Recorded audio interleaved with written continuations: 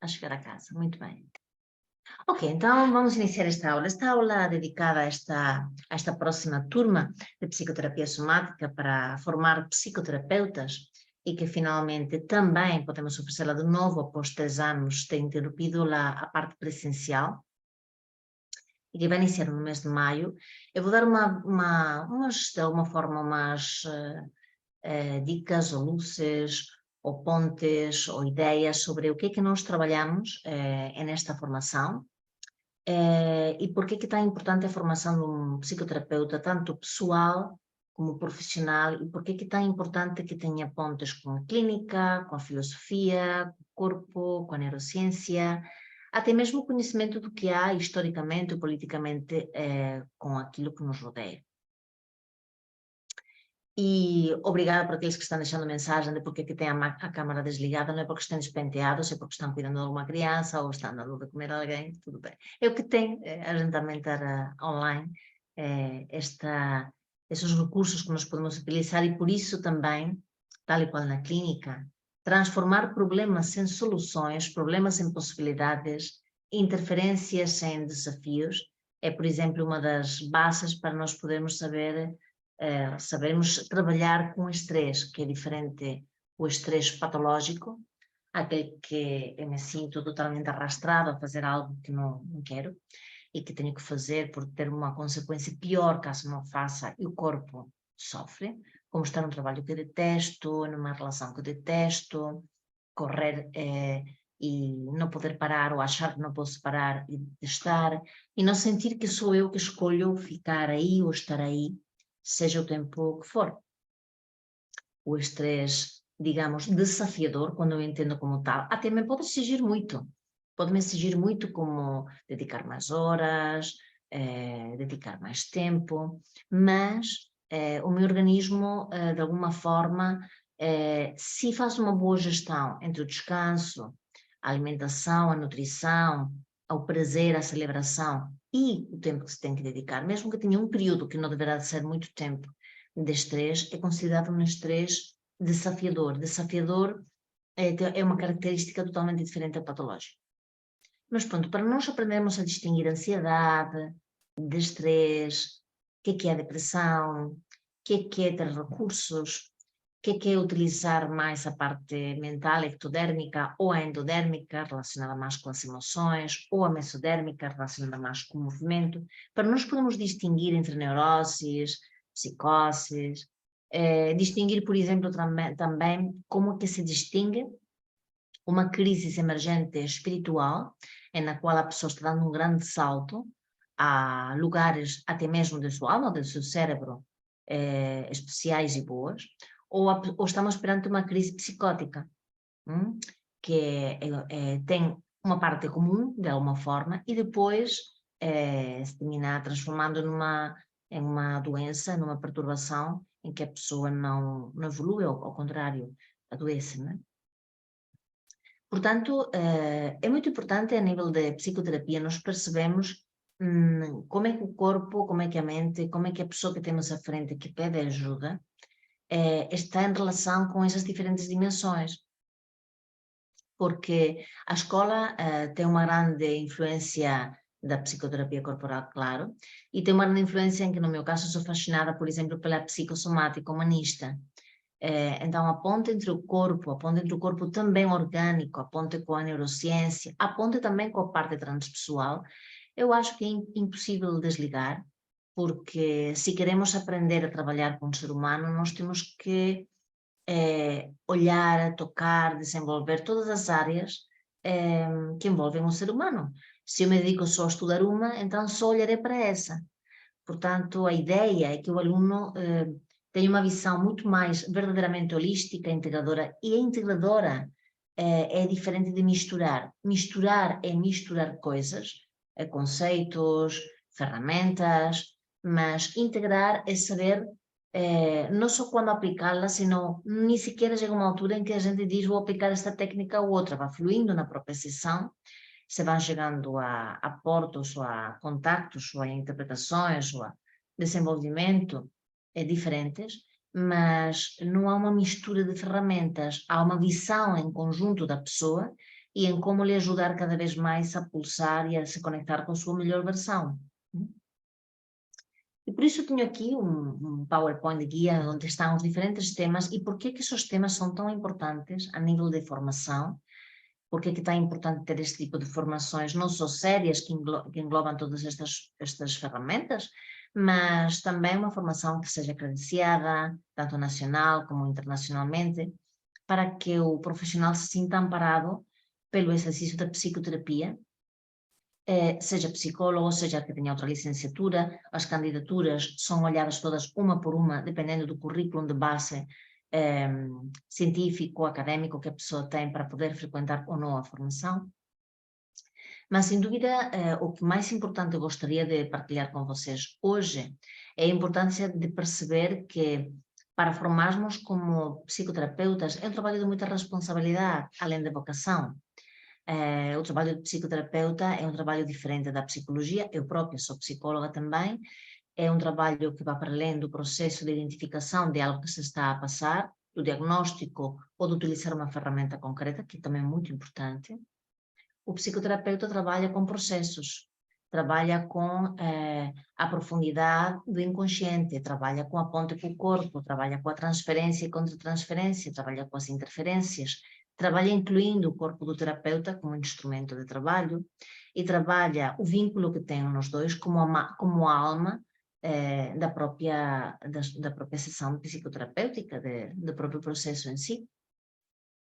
Então, o terapeuta precisa de uma formação muito sólida para não deixar que as interferências do seu próprio processo, e todos temos interferências do nosso processo, ninguém tem trabalhado tudo e está livre de tudo, portanto temos que trabalhar até o final da vida, né, Vânia, como está a sonreír. Isto temos todos nós os temas. Eu quando tenho alunos que me dizem, não, eu já trabalhei meu pai totalmente, eu digo, ah, sim, que bom, olha, boa sorte. Não, esse assunto eu já trabalhei tudo, já, não, trabalhaste não. Estás trabalhando como eu, não é? A gente vai navegando em espiral, visitando os nossos temas a vida inteira, e claro que sim, se pode evoluir muito, mudar a perspectiva, lidar muito melhor com os que são os nossos assuntos de base, mas a psicoterapia, quando inclui o corpo, como é este caso, temos que ter em conta que se verbalmente na psicoterapia clássica, psicoanálises e outras, que trabalham sobretudo com a parte verbal só, é importantíssimo saber trabalhar com essa parte, e há interferências. E mesmo que Freud, o grande Freud, que teve coisas fantásticas também, quis colocar a pessoa no divã, de costas, não olhando para ela, para evitar todo tipo de interferências que pudesse haver desse vínculo, ficou atrás por todas essas questões e outras, e mesmo assim tinha que lidar com a interferência, com a fala, com a interpretação, com a associação livre, com tanta coisa, e cuidar.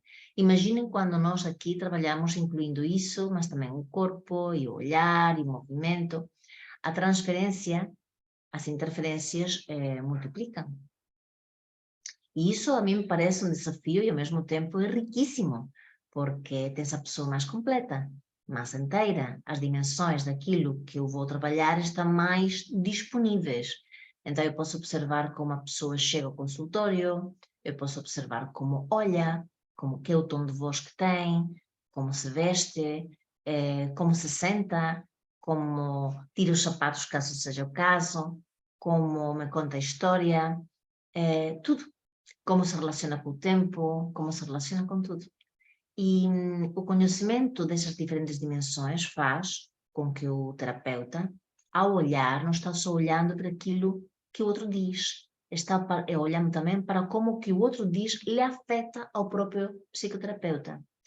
Eu digo que a grande ferramenta da clínica, sem dúvida, é o terapeuta, porque é aquele que vai traduzir o que está a sentir, o que está a ver, o que está a digerir em algo que pode ser de ajuda, que pode ajudar ao outro.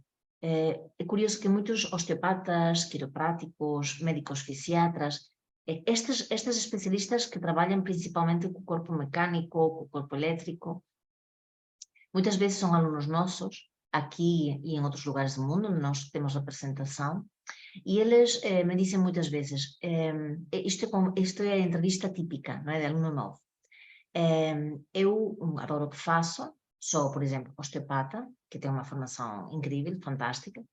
Eu sou osteopata e eu, quando estou na minha sala clínica e eu estou atendendo a um paciente meu, de vez em quando acontece que porque estou com algum sítio, porque algo se desbloqueia, porque, enfim, porque inesperadamente se encontra a parte que está muito mais colapsada, algo se abre, mas não é só os ossos que se abrem as emoções, a pessoa chora muito, ou eu sinto coisas, e eu sinto que tenho que fazer algo, e nesse momento houve o acesso a alguma memória, alguma sensação, alguma emoção, mas eu não sei o que fazer com isso porque não sei dar continuidade, ou tenho intuições de fazer algo, às vezes me corre bem, mas não sei muito bem o que estou a fazer. Ou pessoas que fazem trabalho sacrocraniano, ou fisioterapeutas. Isto é nesta área mais do corpo, do corpo osteoarticular. E claro, logo aproveitam muitíssimo esta formação porque é o que lhes faltava para poder fazer essa ponte. Isso acontece aos massagistas, acontece a profissionais, acontece às pessoas que trabalham com o corpo desta forma mais clínica, como acontece também às pessoas que trabalham só pelo verbal, ou que são psicólogos ou psiquiatras, ou acontece aos médicos que trabalham em processos de doenças autoimunes, oncológicas, ou simplesmente são médicos, simplesmente como quem diz, né? São médicos de família, os ginecologistas. Temos muitos alunos que são professores também, que são gestores de empresa, que têm uma visão amplíssima a nível de humanidade e de recursos e de projetos, grandes empreendedores e empreendedoras que são fascinados pela psique. Enfermeiros também, claro, com certeza, profissionais da saúde, a parte sociológica, humanista. E por isso os temas que vos vou a mostrar a continuação são fundamentais para nós construirmos um pensamento comum, um pensamento que não tem por que ser único, e é preciso que seja aberto e que esteja ressignificando-se. Mas é importante que siga uma linha de pensamento, de sentimento e de ação, de equilíbrio, de possibilidade de regular-se uns com os outros, de perceber como funciona isso, tanto na psique como no corpo. Isso precisa de estudo e precisa que o aluno seja o próprio também cobaia do seu próprio processo. Ok? Vamos lá. Então, vou passar para vocês algumas ideias que estão no PowerPoint. E ainda continuam chegando as pessoas e consoante já se juntam muito mais pessoas, peço que escrevam no chat, por favor, da cidade ou do país onde vocês estão a chegar. Isso vai criando este lugar, mesmo que seja aqui online, porque online tem acontecido coisas fantásticas, vai criando este chão, este lugar de encontro internacional de pessoas que nos juntamos porque queremos estar cada vez melhor e também inspirar os outros a estarem cada vez melhor, não é? Muito bem. Não se preocupem, obrigada pelas desculpas de quem não pode ligar a imagem, mas que está a acompanhar. Ok, então vamos lá.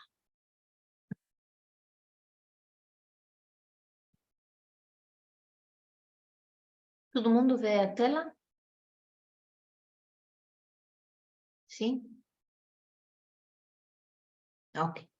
Muito bem. Se não cuido da minha história, estou condenada a repeti-la. Embora na psicoterapia corporal nós saibamos que, claro que a história é importantíssima, mas às vezes podemos trabalhar quando, por algum motivo, a história não aparece, a pessoa não quer contá-la, ou até mesmo não se lembra. Há pessoas que têm uma espécie de amnésia episódica ou amnésia por etapas, de uma fase, e então é muito típico as pessoas dizerem, a partir dos 11 anos para trás, eu não me lembro da minha história.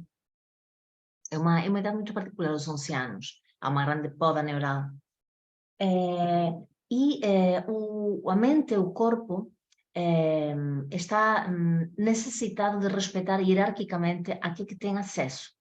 Nós sabemos hoje que nossa memória não está estratificada cronologicamente, curiosamente.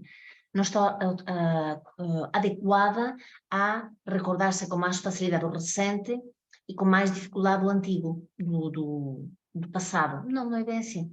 En realidade, a nossa mente e a nossa memória, ela está estratificada por ordem de importância, por eventos por ordem de importância. Se são importantes, tenham sido por algo de bom ou algo não tão bom, aquilo está muito mais disponível, porque é uma forma que o organismo tem de me dizer isto forma parte de uma aprendizagem que precisas colocar para a sobrevivência, porque o corpo também não está interessado, na verdade, ou na mentira.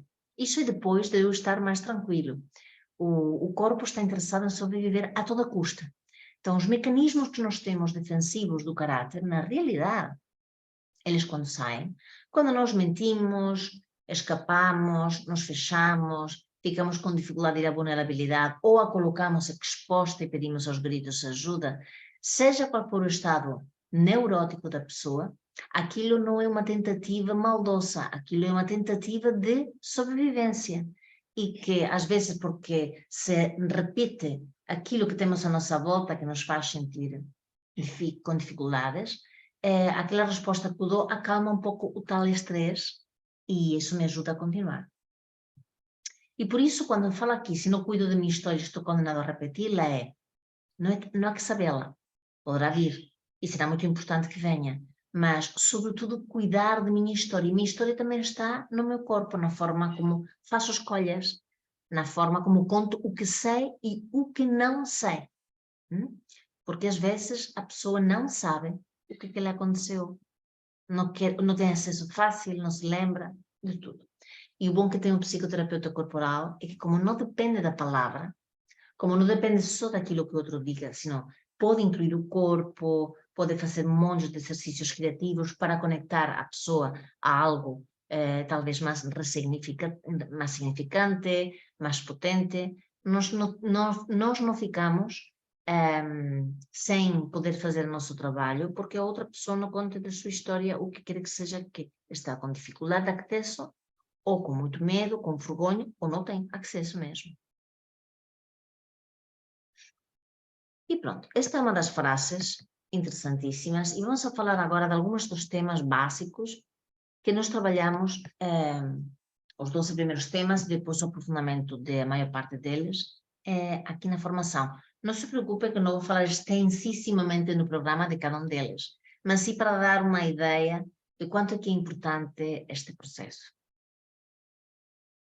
Naturalmente, nos primeiros temas, primeiro tema sobretudo, vamos fazer um enquadramento histórico e filosófico, porque a filosofia, como grande esquecida, sem dúvida, é a base de todas as outras ciências. Antes, todas as ciências habitavam na filosofia, depois a filosofia se foi a matemática, a química, a biologia, a literatura, depois, mais tarde, se adaptou depois de novo a psicologia, que era o estudo da alma. Portanto, estudar o que se passava na época dos filósofos, até mesmo antes dos filósofos, como era o caso de Pitágoras, que é muito mais interessante do que o teorema de Pitágoras. Era um grande médico e fazia terapia de contacto. Então, reconhecer como há coisas tão antigas que têm tanto sentido ainda hoje é fascinante.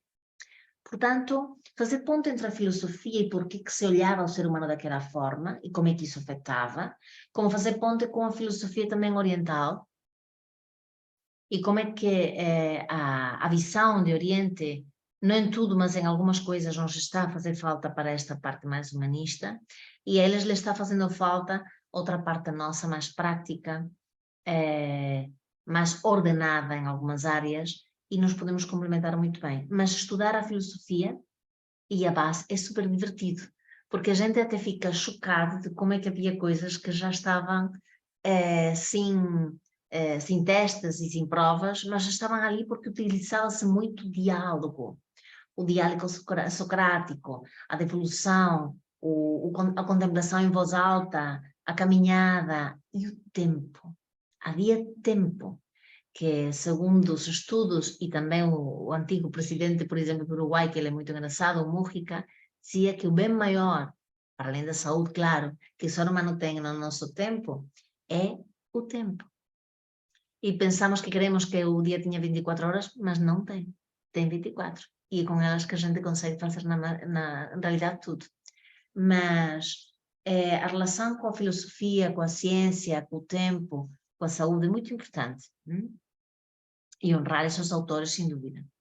Outro tema são as raízes da psicoterapia somática. Aqui, sim, são as raízes do porquê que a psicoterapia corporal, quais são as suas bases, autores influentes, porquê que a gente chegou até aqui oferecendo isto desta maneira, porquê que o aluno precisa ser terapeuta e cobaia desde o primeiro dia em que ele recebe a sessão, mas ele também vai dar e depois vai haver pessoas que vão ajudar a supervisionar isso.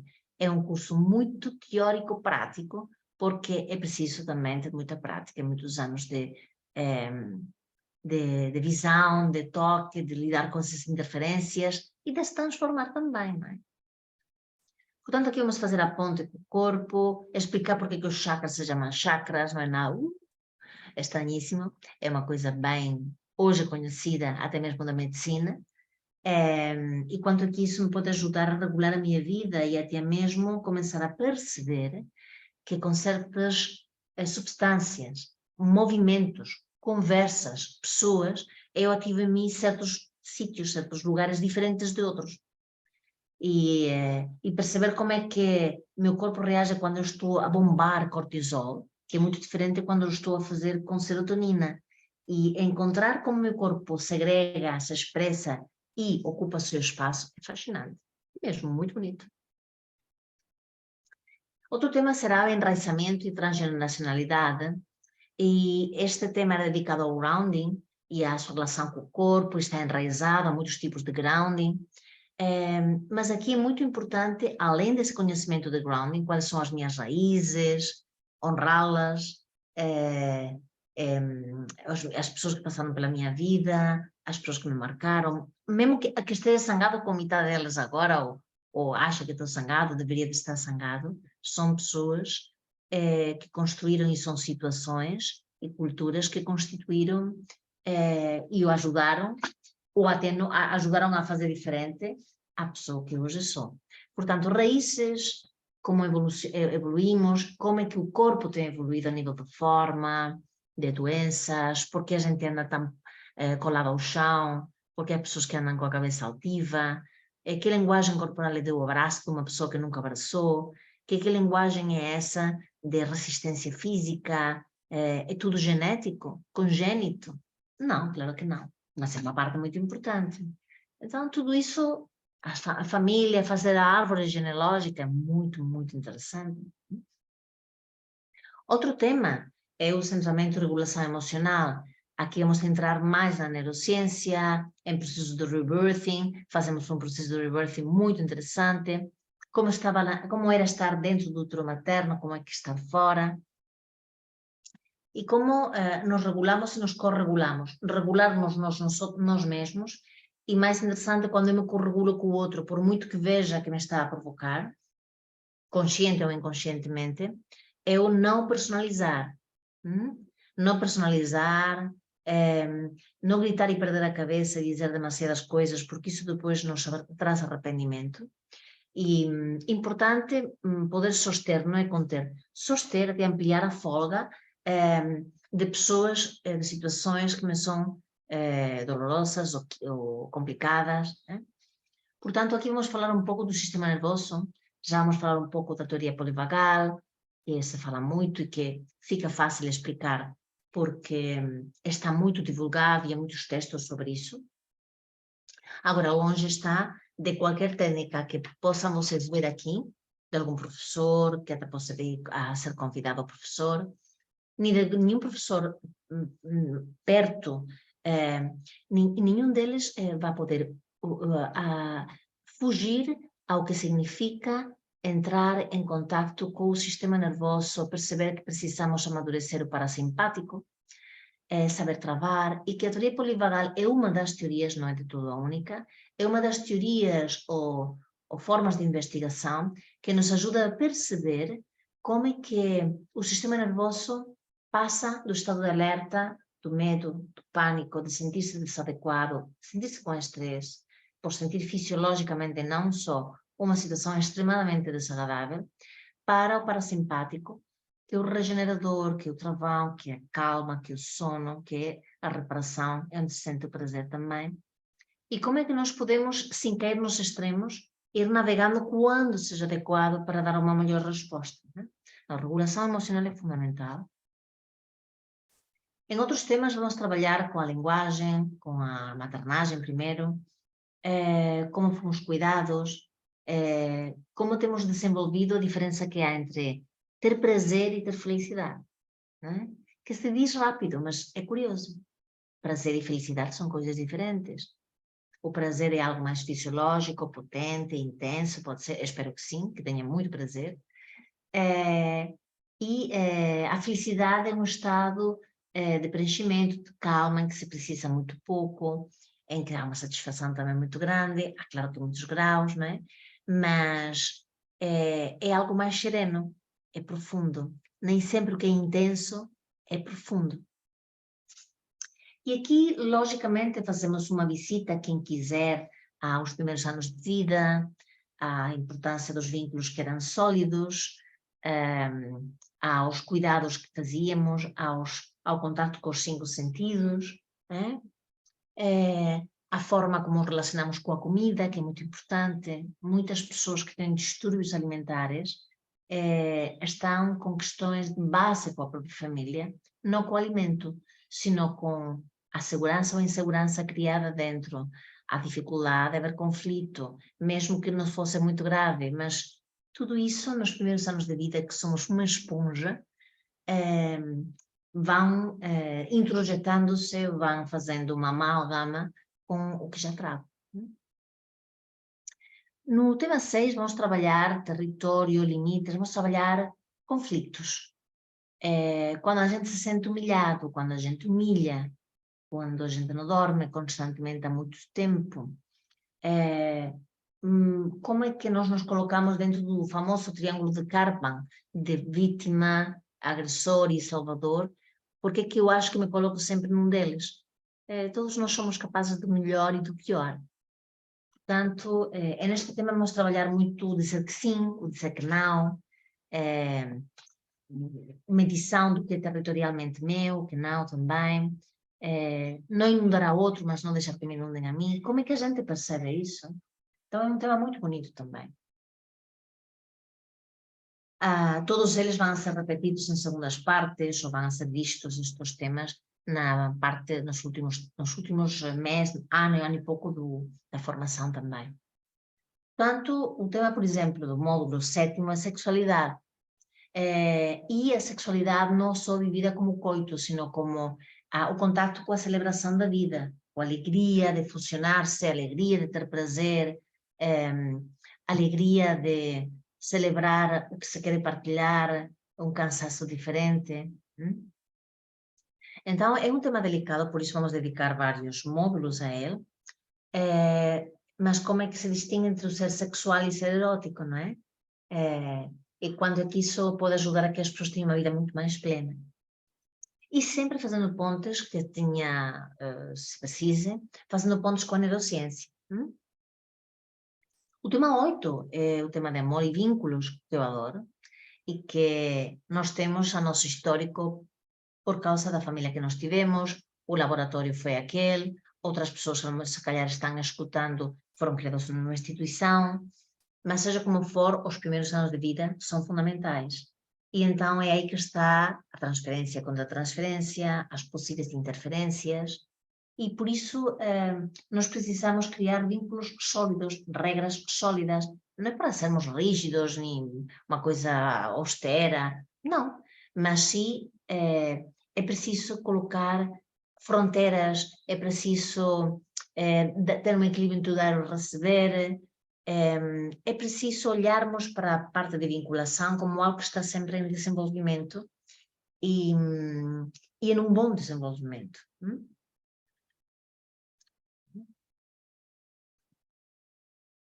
Claro que vamos falar também de voz e de comunicação e de ouvido, e é um dos sentidos mais primários que se desenvolvem no ser humano, quando ainda a gente é uma coisa pequenininha dentro do útero materno.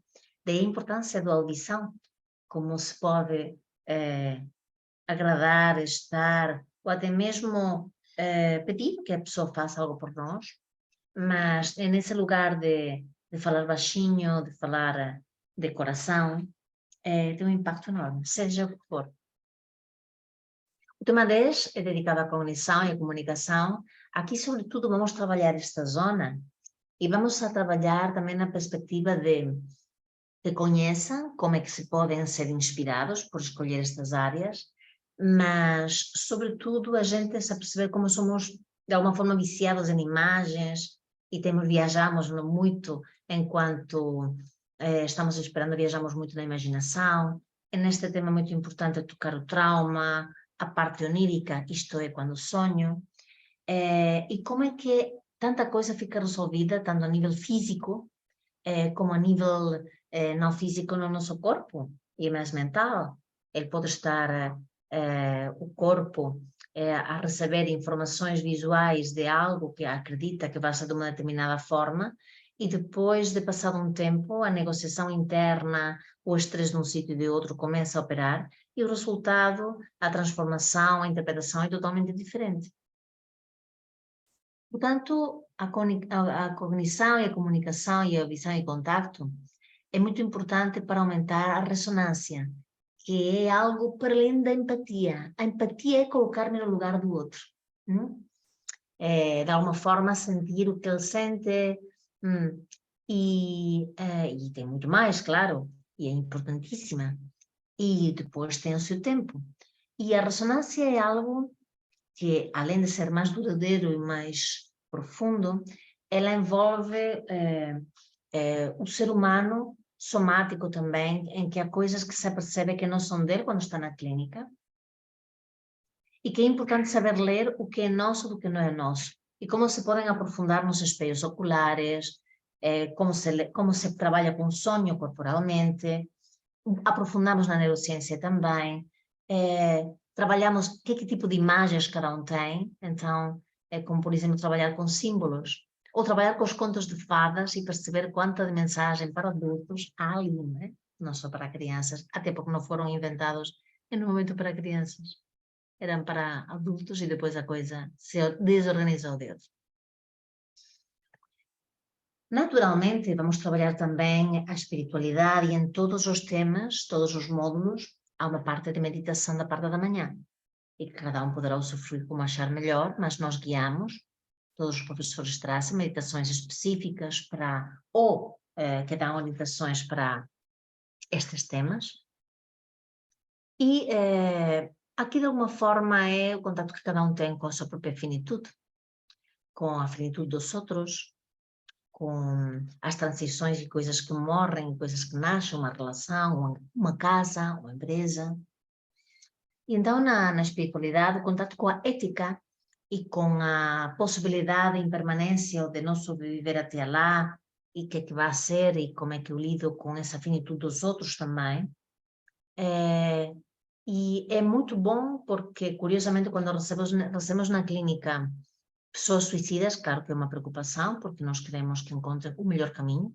É neste momento da minha vida, o melhor caminho, se não for vivo, que seja outro, mas encontre um caminho, não é? Porque o suicida não se quer matar. O suicida quer matar o que sente. Então, é muito, muito interessante a gente poder abrir o mundo espiritual com calma, muito pouco a pouco, percebendo que cada contacto é um diamante e um presente que a gente tem, que descobre algo mais. E por último, nesta primeira parte da formação, está o nascimento e construção do terapeuta, na qual se ajuda a pessoa a criar uma anamnese, como se inicia a terapia, e qualidades do contrato tem que se ter com o paciente, a gestão da papelada, ou do dinheiro, ou de por que não deve atender a pessoas da mesma família, o contrato com o mesmo. Portanto, é muito rico estes 12 primeiros temas, e os seguintes são, além de trazerem também várias coisas e muita prática, muito trazer clientes ao vivo, se vai amadurecer muito a parte militar, em sentido de militar, não militar de soldados, não militar de policiamento interno saudável, de quantos recursos que eu tenho me podem servir para acompanhar os processos. E vamos a navegar com a psicofarmacologia para saber como afetam as pessoas também o que tomam, não é? O que podem estar a medicar-se desde há muito tempo. Nós não vamos alterar o ato médico, porque isso não é do nosso foro, mas é importante perceber que o corpo, a mente, as respostas de uma pessoa muito medicada são diferentes. Então, termos em conta isso, os tempos da reação, termos em conta e percebemos como os circuitos são diferentes, é fundamental. Então, nesses últimos temas, além do aprofundamento do que já é vivido e é feito, nós vamos a tocar outros temas que nos são importantíssimos para a clínica. E por isso, na formação, o objetivo é munir ao psicoterapeuta de uma forma de estar, de uma forma de usar as suas ferramentas, de uma visão de que o outro sabe tudo, mas não sabe que sabe, de que o diamante que temos todos, muitas vezes o que está é eclipsado e que tem que criar, sobretudo, um campo seguro para que o encontro entre dois seres se dê. Não vai ser o ter muitas ferramentas que vai fazer com que a clínica e o processo vá melhor. O que vai fazer com que isso aconteça é, primeiro, em que o vínculo é a estrela do processo psicoterapêutico. O paciente precisa sentir que quando está com o seu terapeuta, confia, se sente seguro, se sente cuidado, respeitado, e que a atenção do terapeuta vá para perceber o seu cliente com detalhe, com coração, com profundidade, nos processos que vão chegando. Tem sentido isto para vocês? Sim?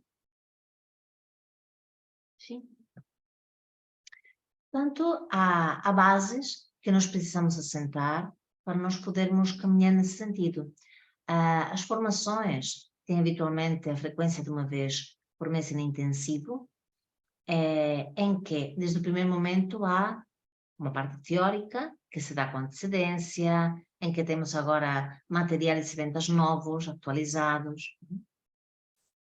Há uma parte teórica, uma parte vivencial, há uma parte em que o aluno várias vezes é colocado como paciente com outro colega, que depois troca e depois se supervisiona, referentes aos temas que estamos trabalhando, e vão aparecendo muitas coisas. Claro que há requisitos durante a formação em que tem que ter psicoterapeutas individuais só para eles, em que a escola pode fornecer, felizmente temos mais de 60 praticantes, pessoas que estão no final da formação ou que continuam sendo porque querem, não é? Para dar acompanhamento aos alunos e fazer o processo de desenvolvimento. E que isso seja uma das coisas mais importantes para nós podermos cuidar dos outros. É por isso que eu digo que é a profissão melhor do mundo, não é? Porque a gente aprende, a gente ajuda, a gente ama, a gente acompanha histórias incríveis. É como se viajasse com cada paciente a algum sítio diferente. E ainda por cima posso viver disto, portanto posso fazer disto uma profissão que vou gerindo, vou acompanhando, vou me deixando afetar. É muito bom a fazer ao contrário do que se fazia em algumas áreas na psicoterapia, pelas quais eu também passei. Eu fiz as formações todas que eu pude numa época, agora continuo em outro ritmo, mas há a ideia de que o terapeuta não se pode afetar com aquilo que acontece no consultório, que não se deve afetar por aquilo que o outro traz. A visão aqui é totalmente o contrário. O nosso corpo é uma espécie de harpa, é um sistema nervoso cheio de contactos com outras dimensões de nós, transpessoal, corporal, emocional, fascinante. Se eu confio em mim, e confio que estou a acompanhar uma pessoa, e seja o que for que a história traga, é bom que me afete. É bom que me afete, que abra a caixa da ressonância para que o que me está a transmitir, a contar por voz ou por movimento, é algo tão delicado, tão íntimo e tão importante que me afeta. E o que me afeta, se eu me dou conta que me afeta, voluntariamente que me afeta, eu não fico à mercê nem sequestrado por um impulso. Eu fico tocado e acreditando que minha mente e meu corpo vão a poder dar uma resposta adequada a esse momento. E isso é fascinante porque transforma um momento de tensão, um momento de possibilidades de não entender nada, num momento criativo. Todo o tempo podemos transformar momentos difíceis em momentos criativos. Agora, gostava de parar um pouco, saber se vocês têm alguma pergunta, se querem partilhar algo, se querem fazer alguma pergunta.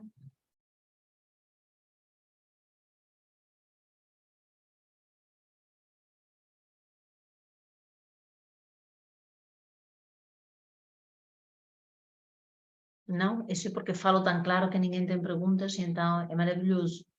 Portanto, é isso.